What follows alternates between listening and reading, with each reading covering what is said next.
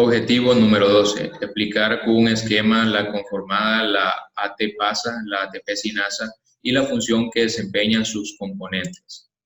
Todos los seres vivos necesitamos de energía en esta forma del adenosin difosfato y fosfato inorgánico, ADP más fosfato inorgánico que nos da ATP. Para que la síntesis de ATP tenga lugar se necesitan dos elementos esenciales. La ATP sintasa, que es una macroproteína que se encuentra en la membrana mitocondrial interna, que permite la síntesis de ATP por la gradiente de mayor concentración de protones en el espacio intracelular, por medio del canal que será la AT-pasa, que es un complejo de la cadena respiratoria que mantiene esa gradiente por el bombeo de la subunidad F0 de la ATP sintasa, por lo cual la ATP sintasa se dividirá en dos subunidades. Por el otro lado tenemos la fuerza protomotriz, que se explica por la teoría quimiosmótica, que esta se da por ósmosis y la diferencia de concentraciones en la matriz mitocondrial y el espacio intracelular. Como la membrana mitocondrial es impermeable, por lo cual los protones no atraviesan y es necesario un canal en la membrana, porque todos los protones pasarán por el canal formando un gradiente y alcanzando un equilibrio entre las concentraciones. La ATP sintasa se divide en dos subunidades formadas por proteínas.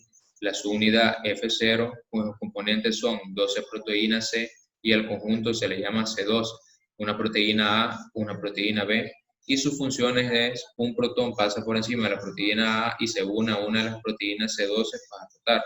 Luego de dar un giro completo, el protón vuelve a pasar a la proteína A y es llevada a la matriz por la proteína B, que mediante este mecanismo quimiosmótico se mantiene en la gradiente de estos protones.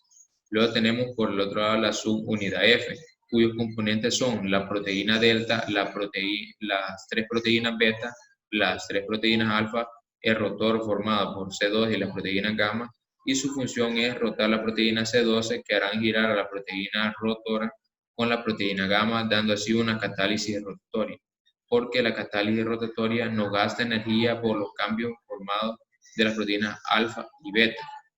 Y tenemos por último los tres estados de conformación. El estado 1 o primer estado, que se caracteriza por la proteína beta. Tiene una alta afinidad por el ADP y el fosfato inorgánico, lo cual conllevará a la unión. El segundo estado, que se caracteriza por la baja afinidad de la proteína beta por la ATP y que aumenta mucho, lo cual provoca la fosforilación del ATP con el fosfato inorgánico. Y el tercer y último estadio, que se caracteriza por la afinidad por el ATP baja, lo que le permite la liberación del ATP a la matriz. Objetivo número 13. Explicar por medio de un esquema los tres sitios de la cadena respiratoria que conducen a la formación de ATP. La molécula de glucosa que inicia la glucólisis está completamente oxidada.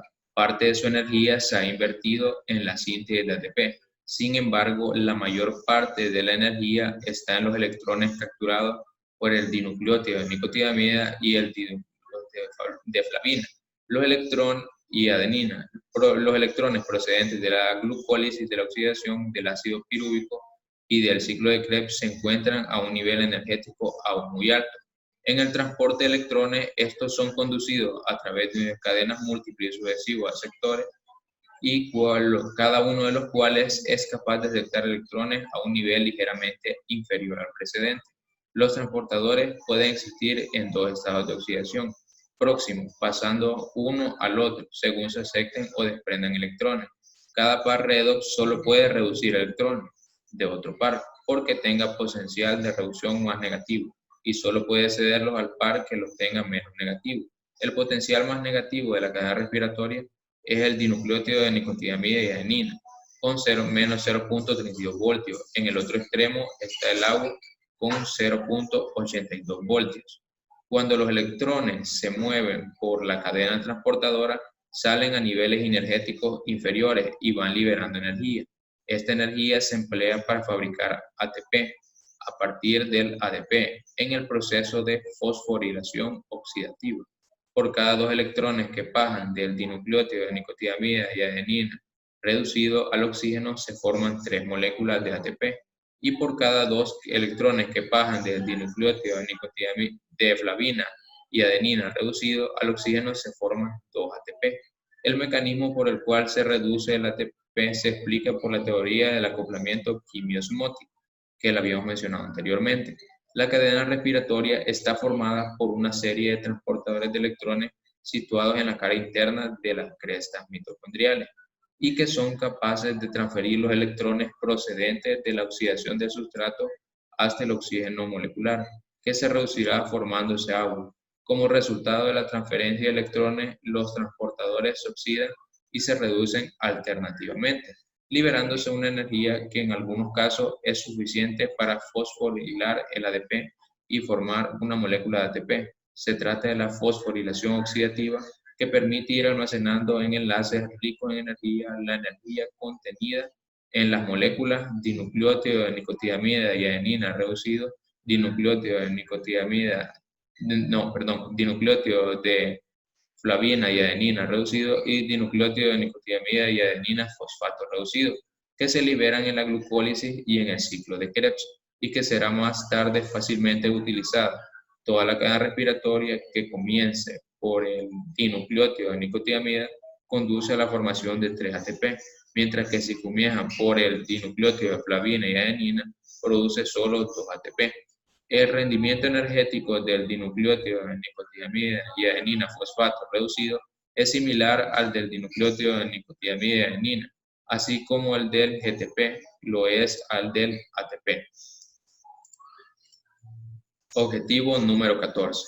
Explicar la razón de la diferencia en la relación de la síntesis del ATP y el oxígeno en el tercer estadio cuando el sustrato es dinucleótido de nicotinamida y adenina reducido y cuando es dinucleótido de flavina y adenina reducido. La diferencia es que la cantidad de ATP generado es distinta si los electrones ingresan por el complejo 1 o 2.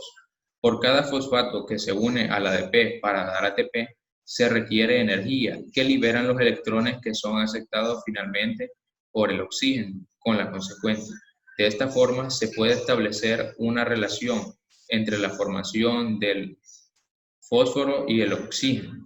Los electrones del dinucleótido de nicotinamida y adenina al oxígeno liberan energía suficiente para generar 3 ATP y consumen oxígeno para formar agua. En esta condición, la relación de la síntesis de ATP y el oxígeno en el tercer estadio es de 3/1, lo que nos da los 3 ATP que se liberan.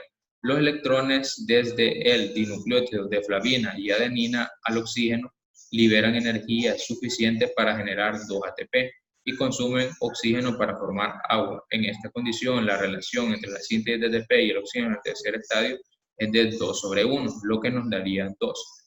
En resumen, del objetivo 14, la relación de la síntesis de ATP y el oxígeno del tercer estadio se refiere a cuántas moléculas de fosfato son fijadas en relación a la cantidad de oxígeno consumido. El resultado neto es por cada dinucleótido de nicotinamida y adenina reducido, que es posible generar 3 ATP, como habíamos mencionado, una relación de 3/1, mientras que por cada dinucleótido de flavina y adenina reducido es posible generar 2 ATP, una relación de 2/1. Es decir, que cuando los electrones son captados por el complejo 1 se generan 3 ATP y cuando son captados por el complejo 2 se generan 2 ATP.